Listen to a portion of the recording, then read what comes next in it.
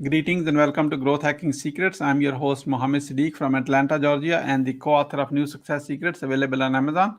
On this episode, we have a special guest, Kellan Fluckiger. Kellan is the author and leadership transformational leadership mentor. Please join me to give a warm welcome to our guest, Kellan Fluckiger. Kellan, welcome. Thank you, and I'm grateful to be here, Siddique. I appreciate the moment together. Let me start with this. Where were you? What happened? Who you were surrounded with that inspired you to become the transformational leadership mentor? Well, it's going to be an unusual answer. Where I was I had an out-of-body divine experience that took me out of addictions and self-loathing and misery. And it was in the end of 2007, and I remember the day. And I changed everything literally overnight and realized I had something else to do. I walked away from several $1 million worth of contracts, said I'm not doing that anymore. I was an executive and coach, and not a coach, but executive and consultant, and knew I had to do something else. So that's where I was. That's what happened, and it happened in August of 2007. Wonderful. Excuse me. What are the top 3 mistakes to avoid? Taking yourself too seriously, not trusting your intuition. Most people believe that there's intuition and they have these feelings, but they don't really learn to trust it. And they don't understand that, like Einstein asked, is the universe friendly? The universe is not only friendly, but the creator of the universe and us has a purpose for us. If we're willing to understand that and look for it, use our gifts, we skip that. We think it's either for others or that we don't really have them. So taking yourself too seriously, ignoring your intuition. And then the third one to avoid is not developing your caring muscle, your love, your real concern. That's true in hardcore big business as well as in woo-woo weirdness. So whether you're a business person, hear this. Your business grows more when you develop your love and your caring, you trust your intuition, and you learn not to take yourself too seriously. Yeah, not to take wonderful, amazing advice. So you already gave a clue. However, we want you to share with us your greatest failure story. What did you learn and how did you recover from it? Well, I was one of these people that lived a dual life. So I suffered from MDD, major depressive disorder, just a lot of abuse in childhood and everything else. But I internalized the thought that I wasn't good enough. So I spent my whole life trying to prove that I was okay. The result of that was that I had big executive positions. I made a lot of money. From the outside, it looked like I was a big deal. Inside, I still believed I wasn't good enough, which meant I burned through relationships. I was in and out of rehab. And it's like one of those movies you see where, a person looks like this and behind the scenes are like that. And it was at the highest levels. Like literally, I was on the governor of California's staff, and his chief of staff was afraid my scandals were going to tear down his administration. So at that level of, world stage kind of stuff. And my biggest failure is, your mess is your message, is something that people say, and it's true, because that life for decades in that place of not good enough and depression has given me a deep love and empathy for the story that a lot of us carry of not really good enough. We can't quite cut it. And my experience with divine intervention and all kinds of crazy stuff is just proof of how much opportunity there is to recover and to turn yourself into the powerhouse you can be, no matter what has come before. So that's what I learned. I recovered because even after that divine intervention, no one held my hand and put cuffs on me and made me do a certain thing. But the wake-up call was big enough that I said, I'm going to do something different, and have created and practiced rituals and practices that let me sustain that through today, which is now 13 years later. What an amazing story. It's an honor to listen to you carefully. So let's talk about your successes. Enough about mistakes, enough about your failures. Let's decide to your successes. What are your top 3 success secrets the others can model from? So the first secret is something called your context. Now, a context, I'll give a definition. It's your beliefs, definitions, experiences, expectations, and perceptions. That set of things defines what I call a context straitjacket. It's the boundaries of what you think you're worth, what you think you can do, what you think it's available to you or possible. Understand that it's transparent and flexible, and the only person that is locked up by it is you. And so the greatest secret is understand that everything you think is impossible or difficult, decreasing degrees from impossible to difficult to unlikely, it's all available. You can have it if you want it. There is a road from here to there. You just have to decide where you want to go and whether or not you're willing to walk it. So that's number one. Your context is transparent and flexible. It's not a straitjacket. Number two is something I talked about earlier. You really have a mission. Like you were born with gifts and talents, and the woo-woo-ness talks about that. And you got to remember, my executive positions were in, science, electricity, energy, hardcore stuff like that. But I have come to understand, see, and both and experience that you really have a mission and purpose. And often we feel those things and we don't really want to do that because we think it's too weird or that somebody will think whatever they think. Yeah. It is true. You have that. So that's the second secret. And the third secret isn't a secret. It is that you do have to do the work. Like you have to decide every day you're going to get up and do the thing you feel called to do, driven to do. There isn't a shortcut. There is work, there is opportunity. And if you keep moving through those trials, difficulties, doubts, fears, and struggles, you will get to your destination. Amazing. Kellan, can you give us some bonus one? Because we are greedy when it comes to learning from the best of the best. A bonus one. I'd love to give you a bonus one. One of the things that I have learned is that all the help, like often we feel alone. Like nobody had, our set of struggles and troubles are harder than anybody else's ever were. That's not true. And all the help that we need is available if we're willing to take it. I was raised, like many, with the idea you're supposed to be tough and do it all on your own. That is not only a lie, but it's a dangerous lie because it means that you limit what is available to you to accomplish. You limit what's possible. And so accepting, seeking, knowing when to ask for help, and then accepting it, and then being willing to graciously give it without strings, without anything else is such a powerful learning. Wonderful. That's amazing. We are about to get into a lightning round. That means quick question and quick answer. Are you ready? All right, ready. Let's roll. What are you grateful for today? I'm grateful to talk to you, grateful to talk to your audience, grateful that I have the opportunity to, I was just creating some podcasts about your ultimate life, which is my podcast. It's on episode 353. How young are you? 65, and I love every second, wouldn't trade away 1 minute of any of it, of any of the difficulties or the successes. You are not 65. I can publicly say this. You are 18 years old plus 47 years experience. Yeah, I just had my 18th birthday, 47th time. You bet.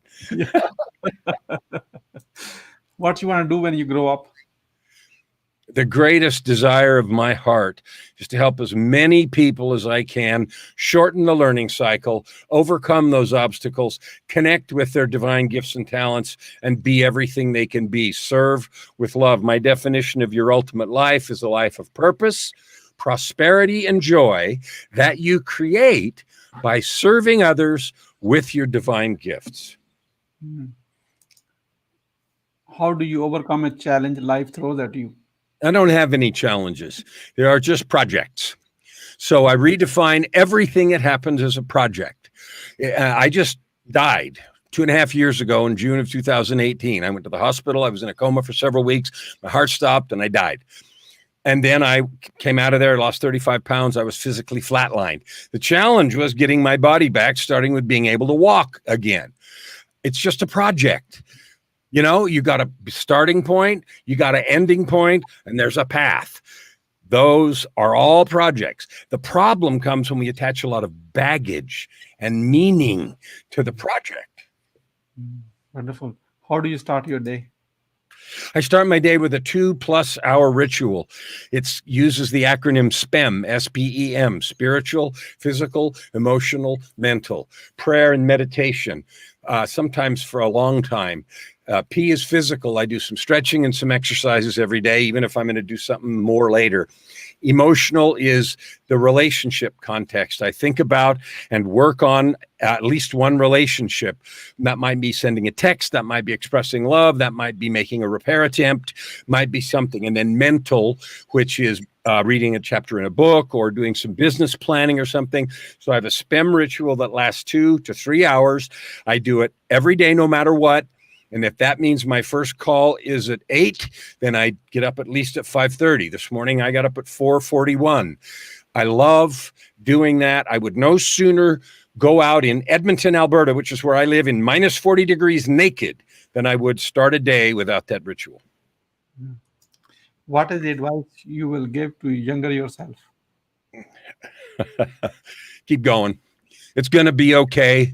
Do the things you know you're going to do and ignore what everybody else says. I lived so much of my life needing external validation. Tell me I'm okay. Stamp me with approved in the forehead. Such wasted time and effort and energy. Trust yourself.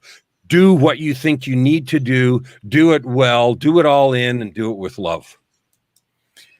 Once you have a revenue-generating idea, how do you convince your significant other? Well, I'm in an interesting situation because my wife is my business partner. She's a full-on genius. She's a degreed designer. She has her own aspirations. We were talking last night about her stage. She wants to be a thing where she do a thing where she walks across the stage. She's designed skincare. She's been a 20+ year eBay merchant. She's run antique stores. She now is full-on involved with me. She also publishes books. Every single book she's ever published, mine and other clients, have had, #1 Amazon bestseller. So she has 100% track record there. So convincing her is just bringing her on board and helping, allowing her to tamp my enthusiasm, but also sharing how this is going to get us more to where we want to be. Wonderful, wonderful. What is the impactful book you have read, and what did you learn from it? I just have this book right here called 18 Minutes. 18 Minutes. It's impactful because it talks about find your focus, master distraction, and get things done right. It talks about the principles of what is this year about, what is this month about, what is this day about, what is this moment about. It helps you keep focus. It is another way of describing knowing what your true purpose is. It happens to be the one that's handy, but one of the courses I teach is how to read 10 times faster than you read today.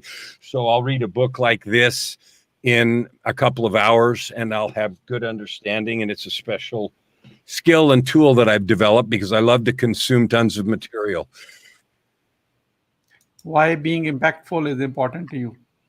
Every single one of us was designed to be impactful. We came here with a purpose and a mission from our Creator. It's important because that's what I came to do. That's what I agreed to do before I came here, and so did you. We have the choice to ignore it and do whatever we want. That's part of the boundary conditions of life. But it's important, and we feel, everybody I talk to, well, I want to help people, and they say that thing, but a lot of them maybe don't know what to do, or they don't have the courage to figure it out, or they think it won't matter. To me, I've gone through all that crap I've gone through, and now it's like I only get up for one reason, and it's to do what you just said. Wonderful. Who is your mentor, and what is the impact? I love mentors. I can't pick one.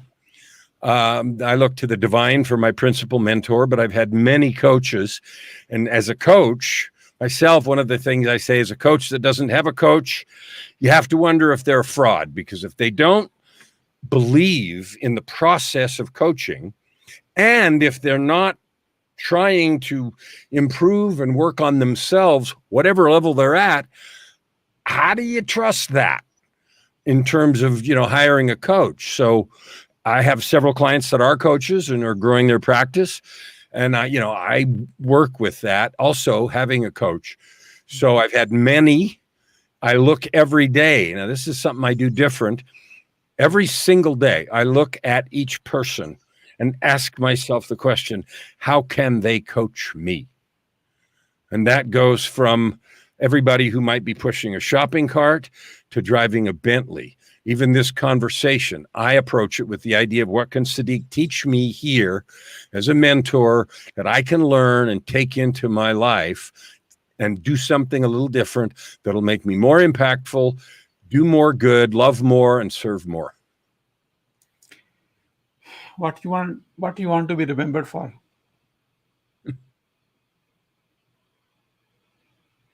I had a client call. This is emotional for me. I had a client call yesterday, and she's a well-known physician, 40-something years. She was the head of a very large hospital group, et cetera, et cetera. And she's been a client for some time. And she told me there was another coach who was pitching her, are you working with somebody now? And she said, yes, I am. What do you love about that? And here's what she said, and this is what I want to be remembered for. She said, I love the way his love for me, his commitment to me is so fierce that I can feel it. And the way she described it actually scared the person. Well, isn't that hard or something? And she said, no, I love it. And so I want to be remembered for the person who does not give up and is committed to the people that I serve. Wonderful. Who is your ideal client? Someone that's ready to end addiction to average or meddling in mediocrity. Someone who has felt the need to be and do more and has denied it long enough and said, I don't know what it takes, and maybe I don't even know what it is, but I'm committed. And I would really like the blessing of a mentor or coach who's going to help me, hold me accountable, and model the things of it's about how we show up in the world. Mm-hmm. That's all that really matters. People often come because they want techniques and tools and things, and those are all available and they're not hard to find. It's almost never that we don't know what to do. It's almost always that we don't do what we know. Wonderful. How can we support you? So I have a podcast, Your Ultimate Life, that's on all the podcast places. It's free and it's dedicated to those trying to achieve and live that ultimate life. Spreading that word is good. I have 13 books that are all on Amazon, and most of them have been bestsellers. We haven't run campaigns on all of them, but they are all committed to helping people overcome those limitations and step into who they really are, which is divine beings with a mission. And so spreading that, my website is just my name, KellanFluckiger.com. There it is. It's right there, KellanFluckiger.com. So go there. The books are there.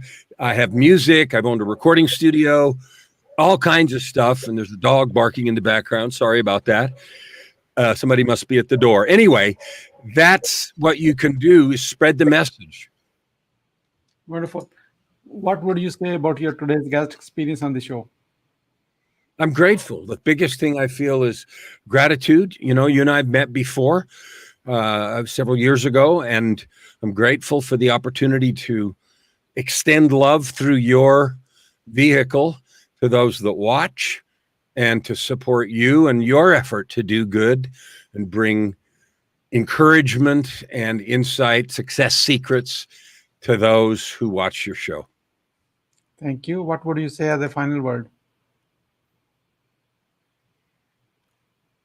Start every day by looking in the mirror and staring deeply in your own eyes and saying, I love you. Love yourself. There is so much of doubt and fear and negativity in the world, no matter what business you're in, that making a choice to be light, to give light, is the most important thing you can do. I love you. That's my last word. Thank you so much for sharing your wisdom with us today on the behalf of Growth Hacking Secrets community and our entire team. We really appreciate you. This is Mohammed Siddique signing off from Atlanta, Georgia. Until the next episode, all good wishes.